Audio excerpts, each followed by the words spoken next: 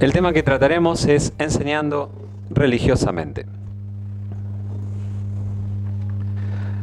Andróculus era un esclavo romano.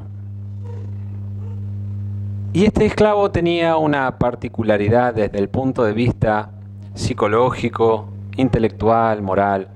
Era un esclavo diferente. Sus cualidades morales destacaban. Los demás compañeros lo veían de algún modo como un ejemplo de sacrificio, de esfuerzo personal, de perseverancia, de aceptación, de sumisión. No obstante, su dueño era implacable. No había día en que no lo tratara peor que a un animal. Llegado el momento en el que los años pasaron y que Andróculus decidió de algún modo poner un punto final desde lo íntimo, desde su integridad a este maltrato, decidió escapar. Andróculus viajó kilómetros y kilómetros y kilómetros hasta llegar a otras fronteras, a otros países. Todo con vías de encontrar quizás una vida mejor. Su dueño, enfadado, iracundo como siempre, pero ahora aún más, invirtió enormes fortunas para ir en busca de Andróculus, cuando hasta económicamente podría significarle mucho más rentable buscar 10, 20 o 100 esclavos más que lo reemplazaran. La autoridad moral que poseía Andróculus frente a su amo le despertaba un deseo de venganza irresistible. ¿Cómo era posible que se escapara si es mío? Entonces el dueño invirtió fortunas para que fueran a buscarlo y por cierto tiempo no lo encontraron. Andróculus, viajando por lugares desconocidos, encontró en un momento una cueva y allí procuró esconderse. Quizás este sea mi nuevo hogar. Es de algún modo mejor de lo que tenía. Aquí estoy solo, pero me encuentro con la naturaleza. Decidió entrar, acomodar el espacio y cuenta que por la noche se dio cuenta de que el dueño de la cueva estaba ingresando. El dueño de la cueva era un león. Y Andróculus quedó absolutamente asustado, temeroso, casi que en un total pánico. Estático, observó al animal, una verdadera fiera. El animal se iba acercando y entre ruidos propios de la especie, Andróculus se agacha, de alguna manera procurando preservarse físicamente, se encoge, se cubre y el animal, para sorpresa de él, no lo ataca. ¿Qué pasa? ¿Por qué no me mata? ¿Por qué no me come? Andróculus observa que el animal hace ciertos gemidos y puede ver que hay una enorme espina clavada en una de sus patas. El animal se acerca un poco más y extiende su pata. Andróculus se debatía íntimamente, ¿qué hacer? ¿Qué hacer? Me puedo escapar, pero el animal está herido y me pide ayuda. ¿Será que debo asistirlo? ¿Será que cuando le saque esa espina me va a matar? Andróculus, como era de esperarse, una vez más renuncia a sí mismo y de forma delicada le saca la espina. Ahora sí, dijo, esta será mi vez. Nuevamente aguardando el momento final, para sorpresa, el león se le acerca un poco más y se acuesta junto con él y comienza a lamerlo. A partir de ahí, Cuentan que Andróculos y el león se hicieron amigos. De alguna forma se hicieron amigos. Y pasó el tiempo hasta que cierto día un grupo de cazadores que rondaban por ahí encontraron en Andróculus a aquel esclavo forajido, del cual se había dicho que había una gran recompensa. Fue apresado y lo llevaron de vuelta con su antiguo amo. Pasó el tiempo en el que él estuvo encarcelado en lugares horribles. Y en época de romanos nos encontramos en la que el Coliseo o el circo romano era un momento en los cuales se utilizaba para las fiestas. Y la gente, la población del lugar se divertía viendo espectáculos horrorosos, sangrientos. De los preferidos de la época estaban en los que competían gladiadores expertos y gladiadores versus hombres inexpertos, solo por el placer de verlos ser destruidos. Pero había un espectáculo que gustaba casi aún más que esos. Era el de ver a las fieras aniquilar a seres humanos. Y había una tradición, entre comillas, o una forma de divertirse muy especial, que era la de enviar a esclavos rebeldes para ser comidos por las fieras, para que otros esclavos vieran lo que les podía pasar en caso de que decidieran escaparse. Y así fue que el caso de Andróculus fue este. Lo enviaron para ser comido por las fieras. Este pobre hombre, que si por un lado poseía un físico excepcional, no tenía nada que hacer frente a las garras de los animales. El león comenzó a acercarse nuevamente a Andróculus. Y qué paradoja, decía él, finalmente terminó siendo devorado por un león. El animal se acerca y empieza a acercarse, pero cada vez más lento. Y él no entendía qué pasaba. De repente, el león llega hasta sus pies, se agacha, se postra y comienza a lamerlo. Era su amigo. La gente, lejos de saber esta historia, comienza a gritar, a festejar. El hombre ha domado al león. Y todos hacían la seña del pulgar para arriba, diciendo que le perdonen la vida. Y no solo eso, sino que significaba también de que Andróculus iba a quedar en libertad.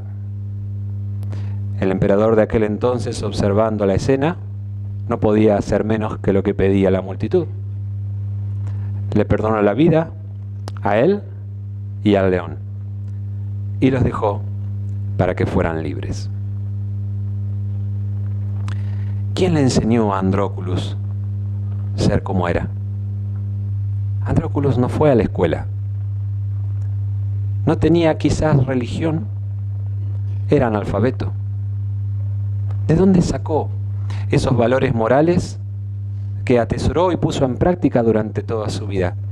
¿De dónde los sacó? ¿Fue creado así de bueno? ¿Nació así espontáneamente por causa del acaso, de la buena suerte, de una decisión divina de que él fuera así? No. Como espíritas sabemos que Andróculus es en esta vida la recopilación de todas sus vidas anteriores, la síntesis de bondad de acuerdo a todas las conquistas, los esfuerzos que él venía trayendo encarnación tras encarnación. Encontramos en la definición de lo que es un modelo educativo lo siguiente. Un modelo educativo consiste en una recopilación o síntesis de distintas teorías y enfoques pedagógicos. ¿Para qué sirve esto? Sirve para orientar a los docentes en la elaboración de programas de estudio y en la sistematización del proceso de enseñanza y aprendizaje. Entonces tenemos dos aspectos. Por un lado, cuestiones teóricas y por otro lado propuestas pedagógicas, ¿sí? Enfoques pedagógicos. Y esto sirve justamente para, en definitiva, decir qué se enseña y cómo se enseña. De qué manera los docentes tienen que hacer para transmitir el conocimiento que se pretende enseñar, transmitir. Y vamos ahora a hacer referencia al punto de enfoques pedagógicos, porque teorías, vamos a ver que hay muchas. ¿Y qué sería la pedagogía? La pedagogía es una disciplina que tiene como objeto de estudio a la educación en sí, con la intención de organizarla para cumplir con determinados fines. Si hay un objetivo, entonces la pedagogía lo que hace es organizar esta información para cumplir con esos objetivos. ¿Y cuál es el punto? El punto clave es responder a la pregunta, ¿qué sociedad queremos? ¿Qué sociedad queremos? Es decir, ¿qué ciudadanos queremos formar? ¿Qué tipo de ciudadanos queremos formar? Como respuesta a esa pregunta surgen las alternativas pedagógicas, ¿sí? Los enfoques pedagógicos y los modelos finalmente educativos que se implementan en una institución, en una ciudad, en una provincia, en un país, en un continente, dependiendo quién sea que coordine esas propuestas, ¿no? Y vamos a ver que modelos educativos hay muchos, pero elegimos separarlos en dos grandes grupos. Por un lado, los que se centran en la información. Y estos serían de alguna manera los modelos clásicos. Clásicos en relación a ver, vamos a decirle modelos antiguos o clásicos que se centran en que lo más importante es la información que se quiere transmitir. Y claro, no importa el alumno, sino lo que transmito. Y si lo que transmito no lo entiende el alumno, es un problema del alumno.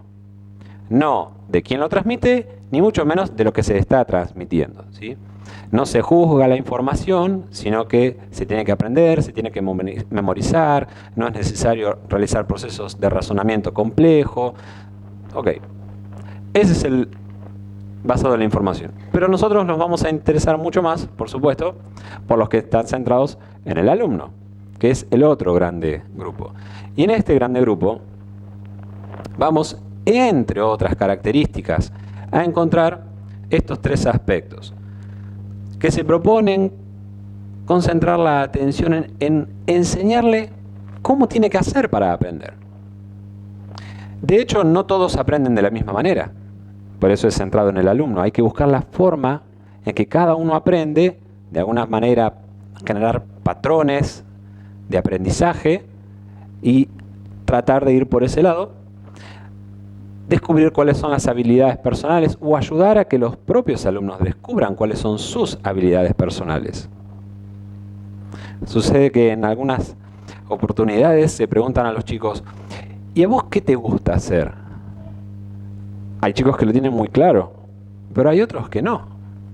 No sé. Es simplemente porque no aprendieron todavía cuáles son sus habilidades. Nadie los ayuda a descubrirlas. Y por otro lado, en relación a las emociones, a los sentimientos, de alguna forma esto lo ayuda a descubrir qué piensan, cómo piensan, cuáles son sus intereses, y por otro lado, qué sienten, cómo se sienten, cómo procesar lo que sienten. Bien.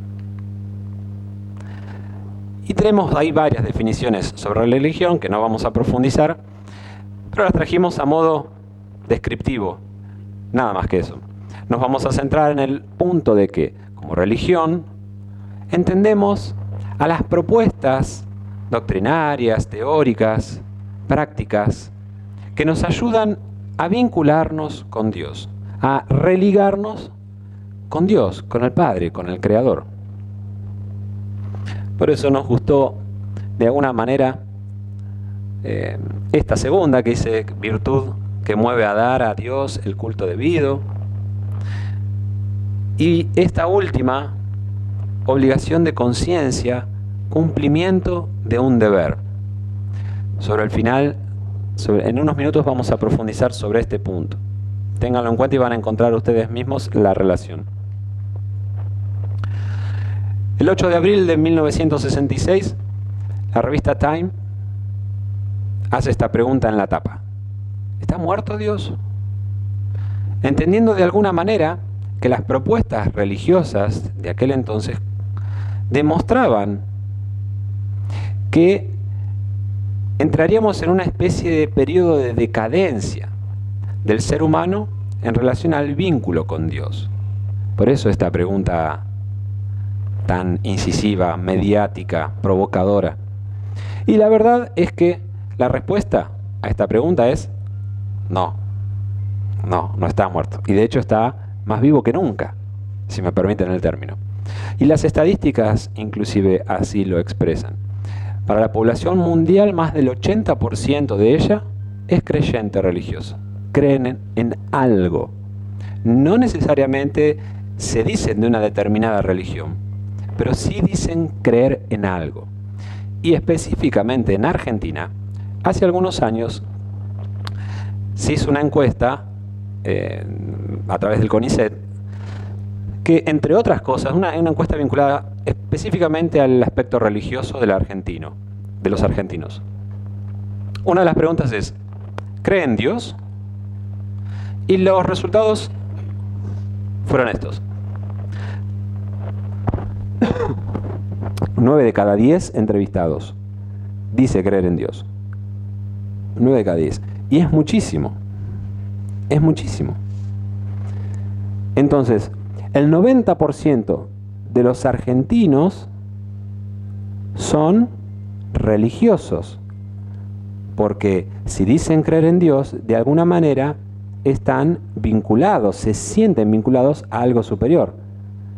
Sin embargo, fíjense qué curioso, que en la generalidad o en lo popular, parecería que pertenecer a una religión o ser religioso es como un signo de debilidad, inclusive de debilidad intelectual, como, bueno, es creyente, o es fanático, o es siempre de alguna manera buscando menospreciar, ¿sí? Es como si fuéramos los menos, sin embargo somos los más, de alguna manera, al menos en proporción estadística. Por otro lado, encontramos una pregunta como la siguiente. No, me fui mucho. A ver.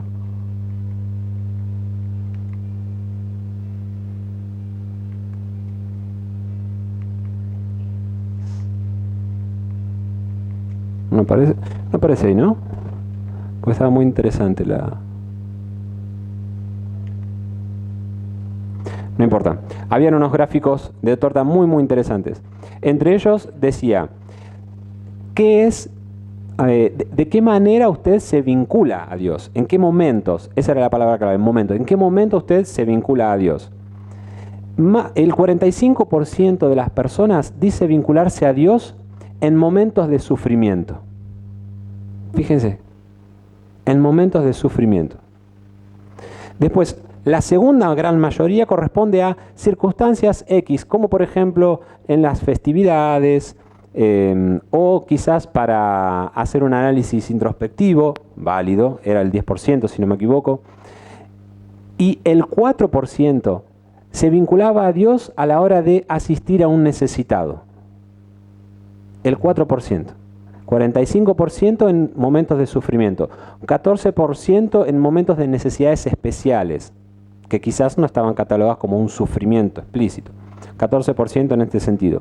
Y interesantísimo, el 0,5% decía vincularse a Dios en momentos de gratitud, para agradecer. Llama la atención. Y la tercera de las preguntas que había traído para mostrarles en el gráfico tenía que ver con una pregunta hecha a los padres. Decía, ¿usted qué desea? ¿O qué es lo que pretende? ¿Que sus hijos tengan la misma religión que usted? Y estaba la opción de que sí, que siga la misma, o de que elijan por su cuenta. Y había un 3% que decía no sabe, no contesta. Me animaría a hacerle la pregunta, a ver qué piensa. Ustedes ya están pensando, a ver, ¿por qué no tiré los números? Bastante más de la mitad dicen que preferirían que elijan por su cuenta. Y menos de la mitad, claro, un 30% si no me equivoco, hacía referencia a que les gustaría querían que siguieran la misma religión. Y yo me ponía a pensar, ¿cómo puede ser estas últimas, la primera de las preguntas, fantástica, el 90% de la población religiosa, me llamó la atención, la verdad, confieso, pero me llamaron aún más la atención las otras, en las que los religiosos se vinculaban a Dios mayoritariamente en momentos de sufrimiento. ¡Qué bárbaro! ¡Qué bárbaro! Entonces, iba un poquito más atrás. De hecho, en las diapositivas que mencionamos en relación a las propuestas educativas, a los modelos educativos, ahora quitándolo de alguna forma desde el punto de vista formal, de la educación formal, de la que propone un país, un modelo educativo de país, sino que como religiones, ¿cuáles serán las propuestas educativas en las que estarán insertas las personas que se dicen religiosos? ¿Qué hacen? Finalmente, que se acerquen a Dios solo a través de, casi exclusivamente a través del sufrimiento. O, para ser justo, mayoritariamente por motivos de sufrimiento.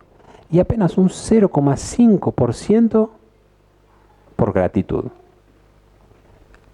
Como mínimo nos invita a reflexionar. ¿No? Como mínimo a reflexionar. Y por otro lado, claro, la propuesta de que preferiría que elijan por sí mismos antes que elijan la propia religión. ¿Mm? Interesante. Da para pensar, da para meditar. ¿Cuál es la hoy les trajimos este libro, entre otros, este libro que se llama Actualidad del Pensamiento Espírita. Es fantástico, fantástico. Son un montón, no son 1019 con el libro de los espíritus, pero son un montón de preguntas y respuestas que hace un grupo de estudiosos a el espíritu Viana de Carvalho. Lo hacen a través de la mediunidad de Divaldo Pereira Franco.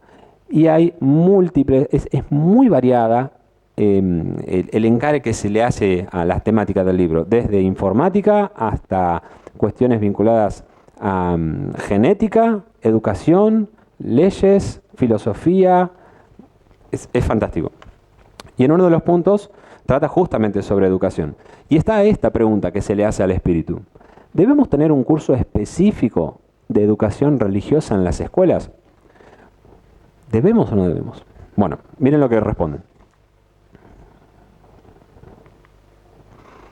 La función primordial y específica de las escuelas, pongo ahí va, así se ve, es ofrecer elementos apropiados para el desarrollo intelecto-moral, las dos alas del progreso, intelectual y moral, del educando, recurriendo a los métodos psicopedagógicos más compatibles con la edad y el desarrollo mental del mismo.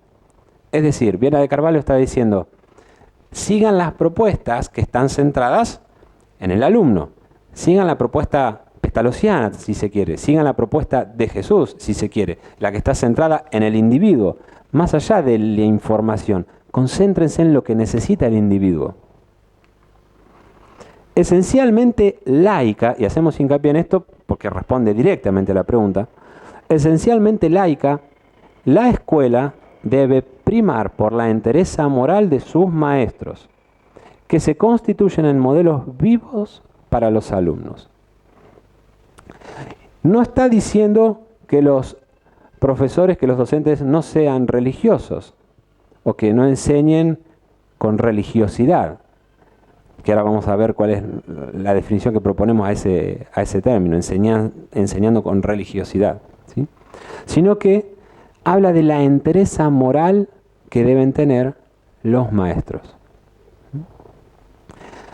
Nos pareció oportuno e invitando nuevamente a la reflexión por esta cuestión que hemos hablado hace unas semanas en relación a la moral.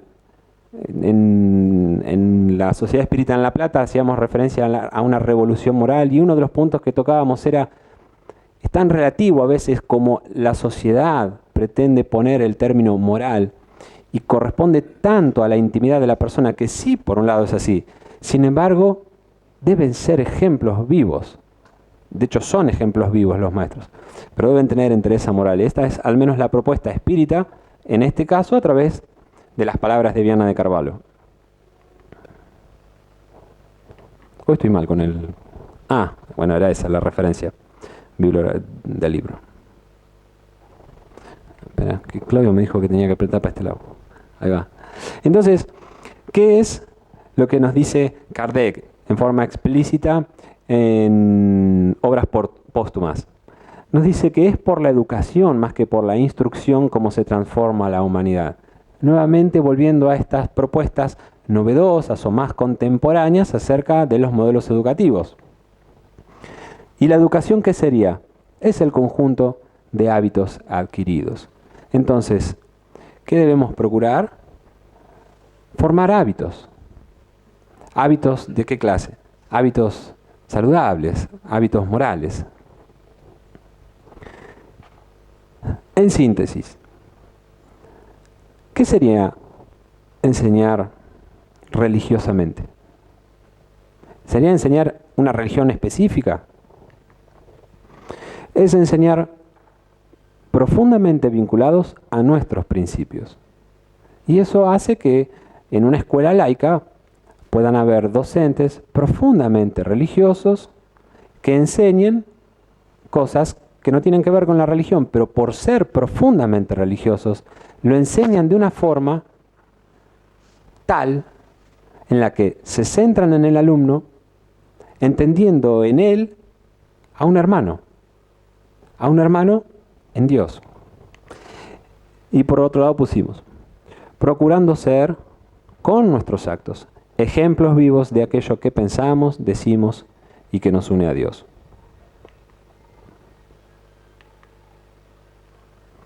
La forma en la que todo este modelo educativo se ve más fielmente representado como institución para nosotros es en la ONG Camino a la Casita.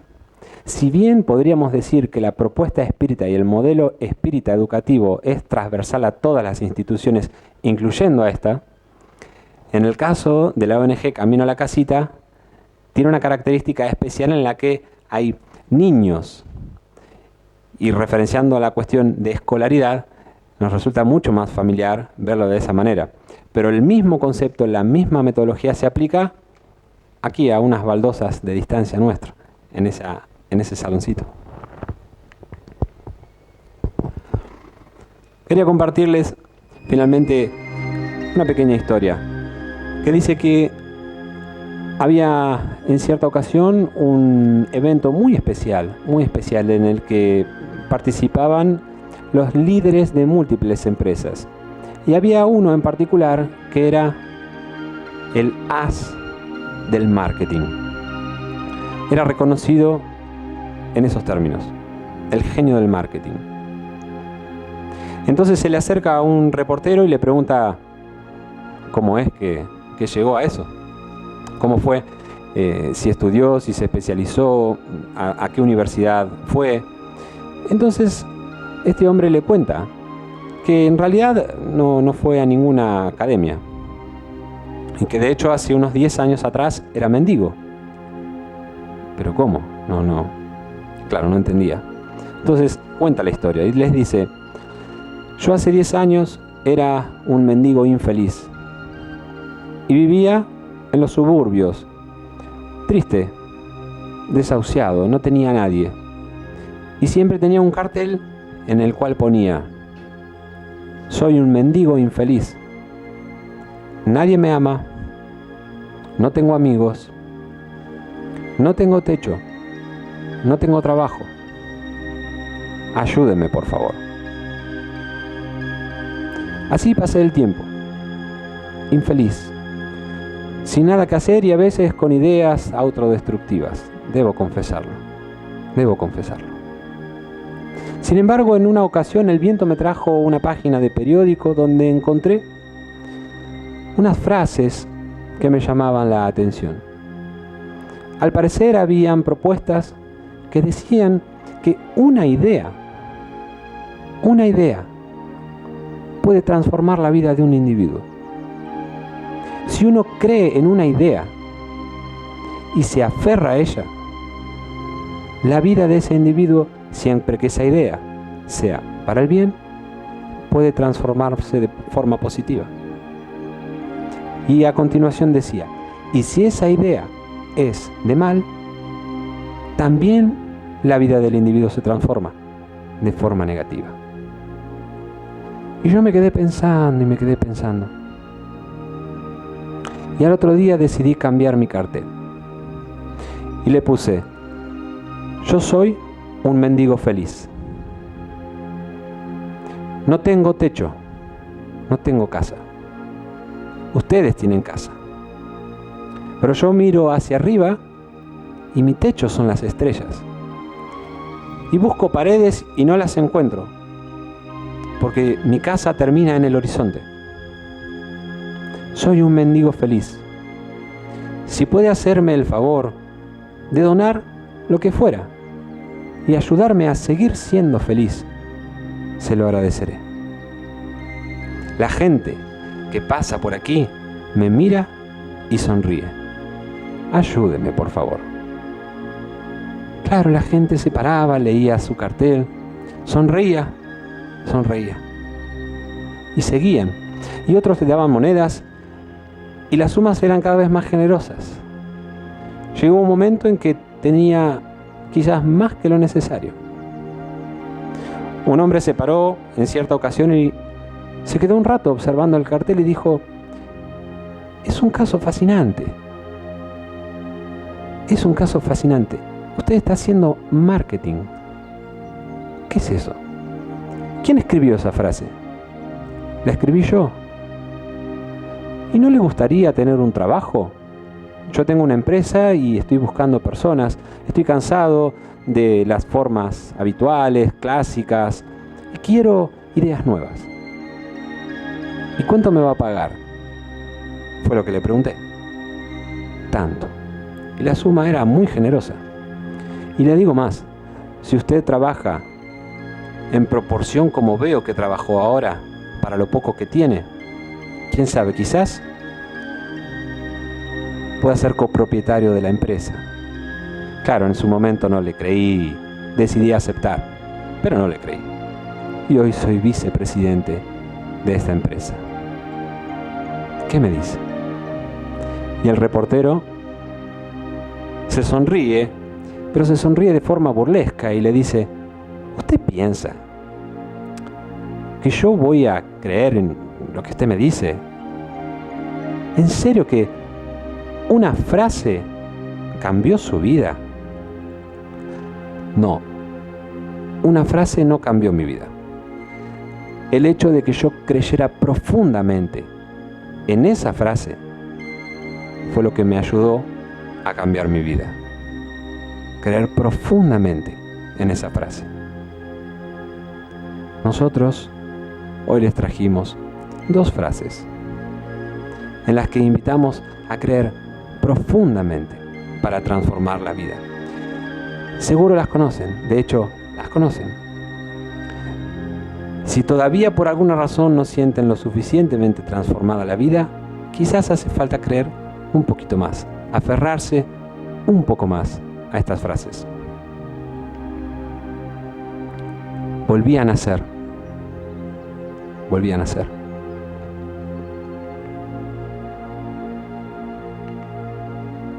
Y fuera de la caridad no hay salvación. Amigos queridos, infinitas gracias por este momento que nos permitimos pasar. Vamos ahora a la actividad del pase. Muchas gracias.